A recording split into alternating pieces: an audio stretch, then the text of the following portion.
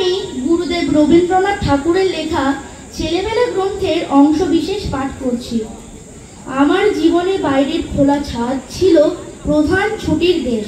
ছোট থেকে বড় বয়স পর্যন্ত আমার নানা রকমের দিন ওই ছাদে নানাভাবে বয়ে চলেছে। আমার পিতা যখন বাড়ি থাকতেন তার জায়গা ছিল তেতালার ঘরে।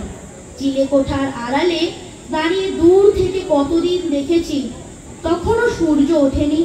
তিনি সাদা পাথরের মূর্তির মতো ছাদে চুপ করে বসে আছেন, কোলে দুটি হাত জোর করা। মাঝে মাঝে তিনি অনেক দিনের জন্য চলে যেতেন পাহাড়ে পর্বতে। তখন ওই ছাদে যাওয়া ছিল আমার 7 সমুদ্র পাড়ে যাওয়ার আনন্দ।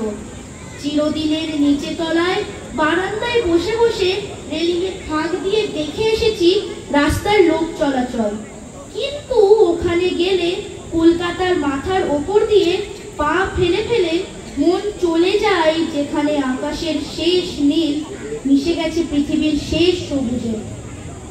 আমি লুকিয়ে ছাদে উঠতুম প্রায় দুপুর বেলায়। বরাবর এই দুপুর বেলাটা নিয়েছে আমার মন ভুলিয়ে। ও যেন দিনের বেলাকার রাত্রির বালক সন্ন্যাসীর বিবাহী হয়ে যাবার সময়। খড়খড়ের ভিতর দিয়ে হাত গলিয়ে ঘরের ছিটকিনি দিতুম খুলে। দরজার ঠিক সামনেই ছিল একটা সোফা, সেইখানে অত্যন্ত একলা হয়ে বসতুম।